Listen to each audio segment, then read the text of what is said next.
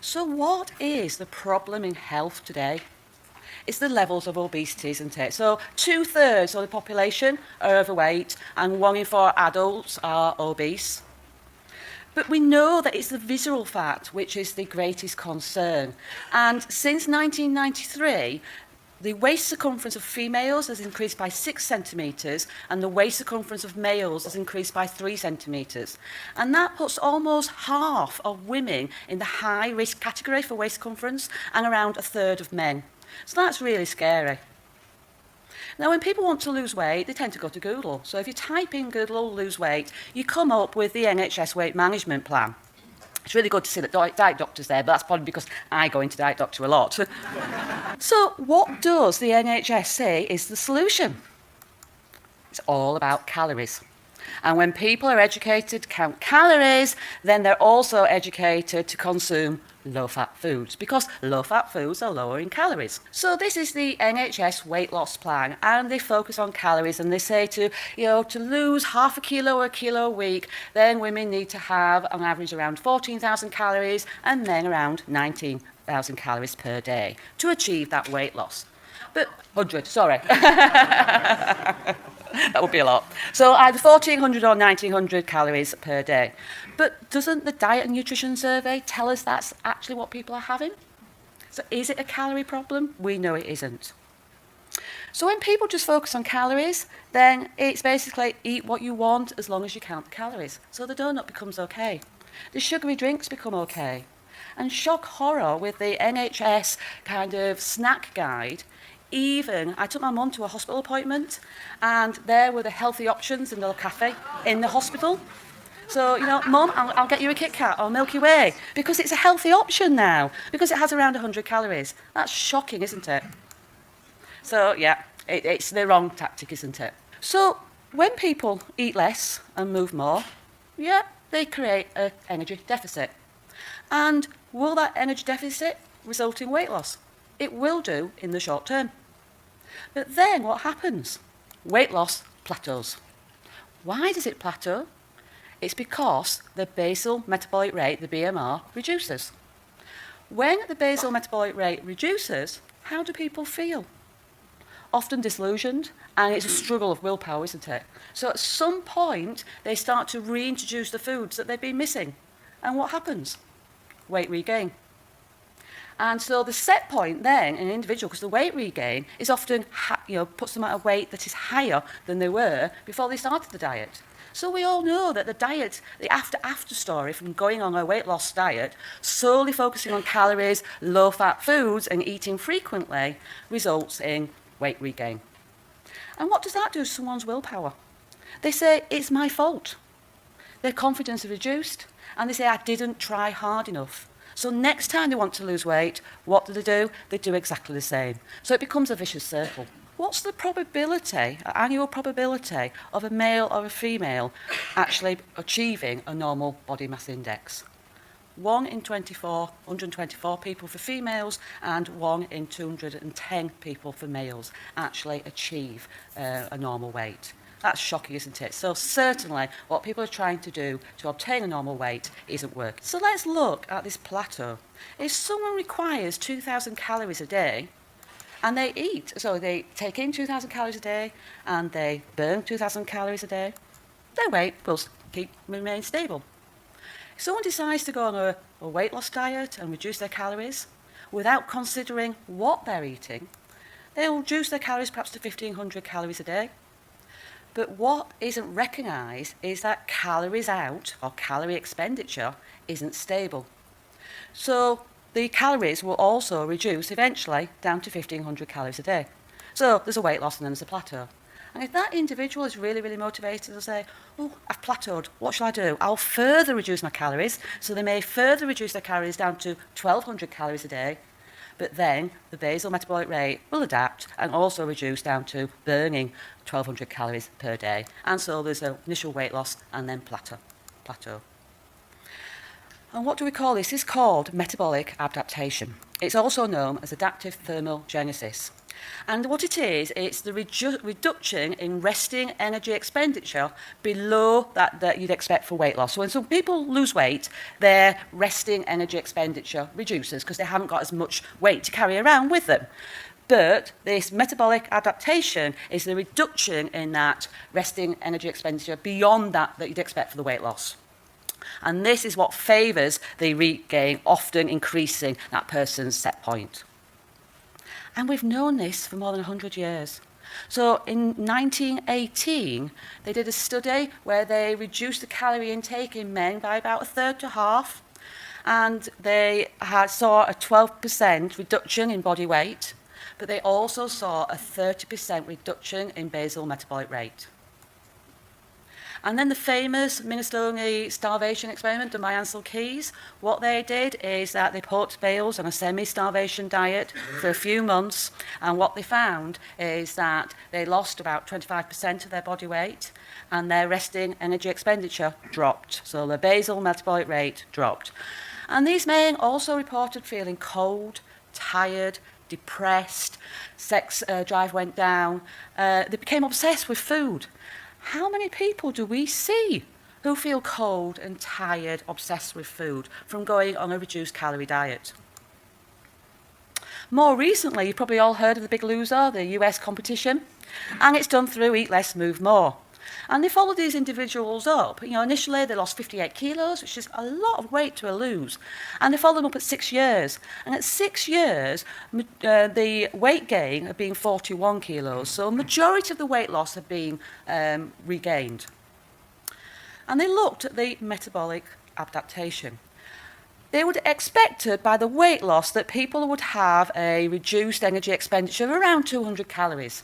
But what they found is that the reduced energy expenditure was around 700 calories, 500 calories more than what was expected. And even though these individuals had put the majority of the weight back on, that metabolic adaptation remained. So it means that for the rest of their lives, these individuals have to eat 500 fewer calories per day just to maintain their weight. So that's scary and it's depressing. There's also limitations with move more, because if people solely move more to lose weight, we know it's not effective. And that's because exercise is only a very, very small proportion of the total energy expenditure. So total energy expenditure is a sum of basal metabolic rate, which is about 70% of the total energy expenditure, and then TEF is the energy that we use when we process food, when we digest food, so it's a thermogenic effect of food. NEAT is the non-exercise activity thermogenesis. So that is the exercise that you burn when you're just general moving, not exercising, but just general movement throughout the day. The EPOC is the excess post-exercise oxygen consumption. And then you've got the exercise. Now, if an individual follows the physical recommendations of 30 minutes activity per day, then that may only amount to about 5% of the total energy expenditure for that day. So is it really going to contribute to weight loss? So we know the benefits of exercise, for general health, but it's not the best way to lose weight.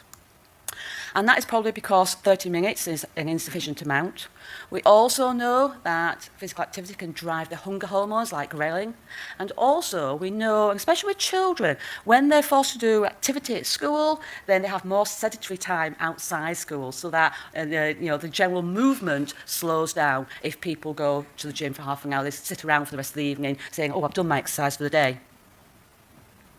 So moving on to the science now, we're either in the fed state or the fasted state, and when we're in the fed state, if there's carbohydrates that have been consumed, then we produce insulin. And what does insulin do? It's an energy storage hormone. So when we produce insulin, then we are storing energy from food. In conditions like type 1 diabetes, where people don't produce the insulin, then low insulin, so people on a low-carb diet, also low insulin means that we can take fat from our adipose tissue and use that for fuel in the body. So insulin means energy storage, and no insulin or low insulin means energy fuel. And that's the difference between lipogenesis and lipolysis.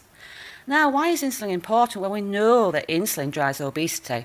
So this is a graph here showing that in normal lean individuals, both glucose levels and insulin levels are low. Now, the bolded dots here are the insulin. So as people gain weight, then you can see that insulin goes up. So obesity is a condition of hyperinsulinemia. But even in advanced diabetes, type 2 diabetes here, you see here that the insulin levels are much, much higher at baseline than they are in lean individuals and postprandially as well. So type 2 diabetes and obesity are conditions of hyperinsulinemia. And we know that hyperinsulinemia is a driving force of many conditions that we see, chronic conditions that we see in today's health. We've known that type 2 diabetes is a condition of hyperinsulinemia since 1960. But what we're very good at is treating the symptoms of type 2 diabetes, blood glucose control, rather than treating the cause of diabetes. And in the UK, we don't even measure insulin levels unless it's under research conditions. So diabetes has more than doubled in the last 20 years, and these are graphics from Diabetes UK. So we know that we have 4.7 million people with diabetes now. 90% of them have type 2 diabetes, and that's 1 in 15 individuals. So one gets diagnosed with diabetes every 2 minutes. That's really scary. And furthermore, there's 12.3 million people at risk of developing diabetes, mainly type 2. And this is a study that's been done very recently in Western Sydney. And it tells me that actually the Diabetes UK estimates could be an underestimate, because this is saying that, they tested 61,000 individuals and they found that the prevalence of diabetes was 17.5% and the prevalence of pre-diabetes 30%. So that's almost 1 in 2 adults having either pre-diabetes or diabetes, and it could be the same in the UK. But like I said, insulin isn't measured in the UK. So there could be even more people at risk, because we talk about the metabolic syndrome.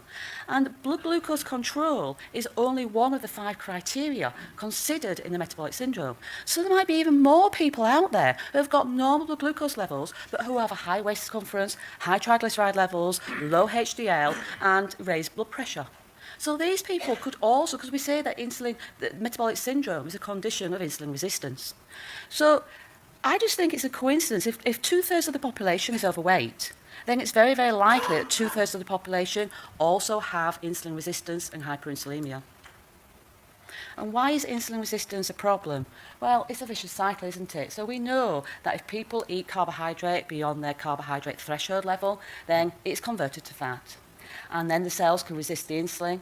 So that drives the beta cells in the pancreas to make more insulin, allowing people to feel more hungry and tired, so they consume more food. And most people consume more carbohydrate food. So that vicious cycle goes round and round and round. We know then insulin levels are low, and I've already explained this. When insulin levels are low, such as in undiagnosed type 2 diabetes or in people following a low carbohydrate or intermittent fasting dietary approach, we know that fat burning opportunity in the body, the lipolysis, increases. So the fat breakdown in the body increases, so you can fuel from fat. But in perhaps 2/3 of the population, insulin levels high, so down here insulin levels are high, then high insulin levels mean that the body is in the fat storage mode, so the lipogenesis, the new production of fat. And so how easy is it going to be for these individuals to lose weight? It's not going to be easy, it's going to be very, very difficult. And this study here is showing us that, the amount of free fatty acids in the plasma significantly reduces when there's an insulin infusion. So when we inject insulin into an individual, their ability to use fat for fuel reduces. And that's why when we put people with type 2 diabetes on insulin, that's why they gain weight. This is also interesting. So here, there's no flux of fatty acids going either into the fat cells or into the circulation. When we're fasting here, so the overnight fast, there is a flux of fatty acids leaving our fat cells, our adipose tissue, and going into circulation, because we're using those as fuel to fuel us, give us an energy source as we're sleeping, or if you're practicing intermittent fasting. But when people consume meals, breakfast, lunch and evening meal, the flux of the fatty acids are going from the circulation into the adipose tissue, and that is because in a fed state, they're storing energy. And we all know people that can perhaps eat what they want and not put weight on, and they're probably very, very insulin sensitive, so they produce just the right amount of insulin for the amount of carbohydrate they've eaten. But those people who have a weight problem or struggle with their weight, they produce here a lot more insulin compared to those people who are more insulin sensitive. So which nutrients impact on insulin levels the most? We all know it's carbohydrate, and that's why we know the effectiveness of carbohydrate diets. So when we eat food, it breaks down to carbohydrate, protein and fat. And carbohydrate is the only nutrient that directly impacts on blood glucose levels. So a slice of bread, 15 grams of carbohydrate. What are the building blocks? Glucose. So starch is just building blocks of glucose. 3 teaspoons of sugar, 15 grams of carbohydrate. But the building blocks are slightly different because it's half fructose and half glucose. Fruit has got even more, so a small 130 gram apple, 15 grams of carbohydrate, but there's slightly more fructose, so the green dots there in the fruit than glucose. And then we've got lactose in milk. What is lactose? Half a pint of milk, 15 grams of carbohydrate, and it's half glucose and half galactose. Does that really matter? Well, the glucose goes directly into the blood, but the fructose and the galactose gets processed by the liver first. So the glucose stimulates the rise in blood glucose levels, whereas the fructose and the galactose get stored in the liver, initially as glycogen. But if glycogen stores are full, a process of de novo lipogenesis, which is new production of fat, converts it to triglycerides, and that's what can cause the fatty liver. So the glucose in the blood stimulates the insulin produced in the beta cells in the pancreas, and the insulin acts like a lock. It fits into the keyhole in the cell wall, unlocks the door, and allows the glucose to leave the blood and go into the body cell so it can be converted into energy, and we can go about our normal daily activities. So what are normal blood glucose levels? Between 3.5 and 7.8. So what happens when an individual overconsumes or eats carbohydrate beyond their carbohydrate tolerance level? They produce more insulin. And the insulin levels increase, and what does that do? It causes people to store more energy in the cells, which causes the overweight cells. The cells become stuffed, initially full of glycogen and then full of fat. So the cells become overweight and start to resist the insulin, and that's how the insulin resistance is formed. So then blood glucose levels can start to rise, and the symptoms of diabetes, of polyuria and thirst can start. So we see here glucose being flushed out of the kidneys and into the urine. So carbohydrates are the only nutrient that directly impact on blood glucose levels. So when people eat carbohydrate above their tolerance level, they get the high insulin levels. The high insulin levels drive the weight gain. And because they're in energy storage mode, that person feels quite lethargic. They say, I have patients come in to see me and they say, I feel tired all the time. I feel hungry all the time.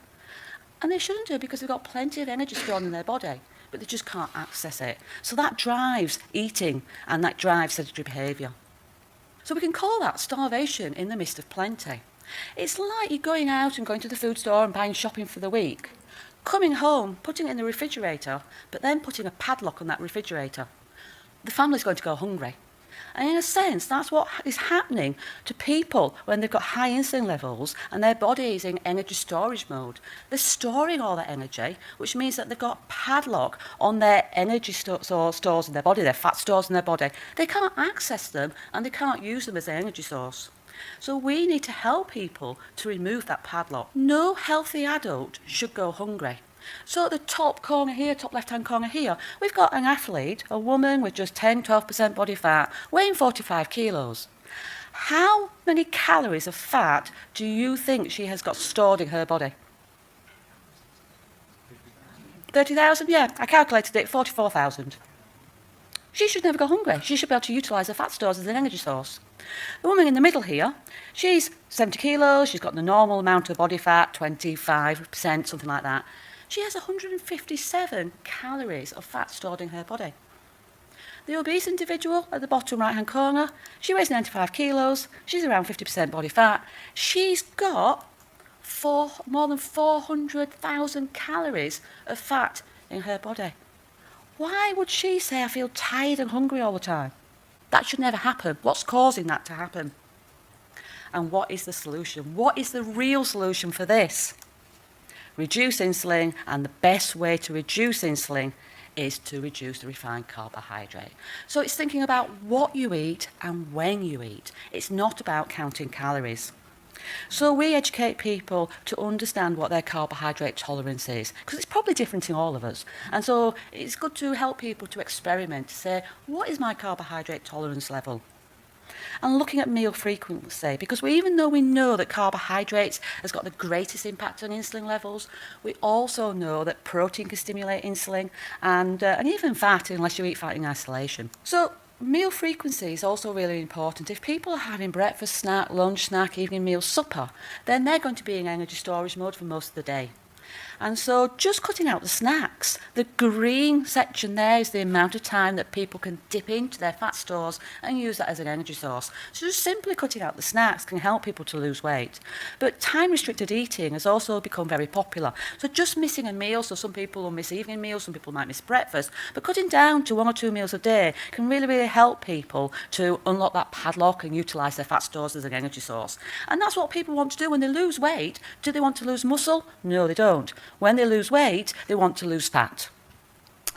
We've seen, so observational studies have shown that people who eat on 3 or fewer occasions a day are more likely to have a lower body mass index. And also, having an extended overnight fast of at least 12 hours has also been shown in observational studies to lead to a reduced body mass index. They've also done experiments where they've compared continuous energy restriction with intermittent energy restriction. And you can see here there's almost twice as much weight loss from people who practice intermittent calorie restriction compared to continuous, because it doesn't damage the basal metabolic rate. And you can see here that the metabolic adaptation is 500 calories a day less with the intermittent energy restriction compared to the continuous energy restriction. So they have done work recently in people with pre-diabetes and diagnosed diabetes, looking at eating over a 6-hour period rather than a 12-hour period. And they called it, people who were allowed to eat over a 6-hour period could eat anywhere between 8 o'clock in the morning and 2 p.m. in the afternoon, whereas the people who were allowed to eat over a 12-hour period then could eat anything between 8 o'clock in the morning and 8 o'clock at night.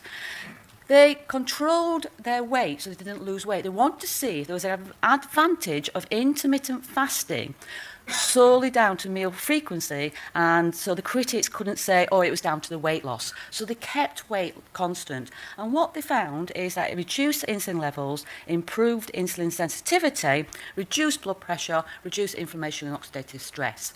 Now, interestingly, fasting triglycerides went up. Well, why would that be?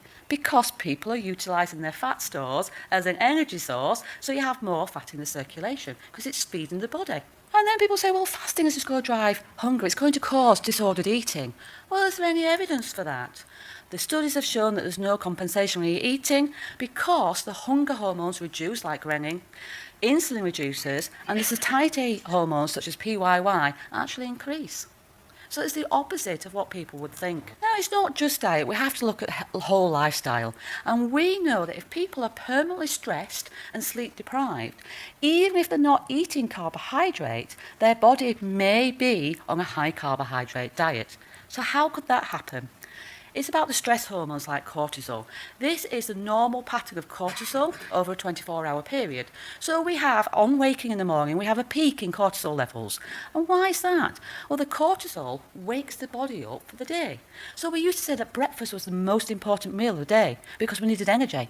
But if we don't eat breakfast, do we fall flat? Do we faint? No, we don't, because the cortisol tells our liver to release glucose into our circulation. So that gives us an energy buzz first thing in the morning. But what happens if somebody's permanently stressed, their levels of cortisol become elevated chronically, stay up throughout the 24-hour period. And so that tells the liver to make new glucose from protein. So it releases the glycogen, stores into glucose, but also it tells the liver to make new glucose. For every 100 grams of protein you eat, you can make 56 grams of glucose. For every 100 grams of fat you eat, you can make 10 grams of glucose. So we can make glucose from other nutrients. And that's why carbohydrate isn't an essential nutrient. But did you know that the liver has got potential to make 600 grams of glucose, carbohydrate a day? So someone might be really strict on a low carbohydrate diet, but still not achieving their weight loss or blood glucose level targets because they're really stressed or they're not sleeping well. So we do need to look at the whole person and their lifestyle. When people are able to fuel off fat on a ketogenic diet, then what happens to the basal metabolic rate? Nothing. It doesn't reduce. So there's no metabolic adaptation. They're allowed to, because the body doesn't need to go into dietary starvation mode, and the body doesn't need to conserve calories because the body's being fed. Not through what that individual is eating, the body's being fed from their fat stores. So it doesn't need to slow down and reduce basal metabolic rate. So now we have the tools, we have the information to really help people. Rather than being a starvation in the midst of plenty, we can help people to unlock that padlock and fuel from their fat stores, and therefore succeed in achieving their weight loss goals. So the take-home message really is, if you want to get fat, then certainly go ahead and eat less and move more. But if you don't want to get fat, then I'd say eat less frequently. Certainly move more, we know that's good for us, but only eat real foods. And that way you can actually lose the fat and keep it off.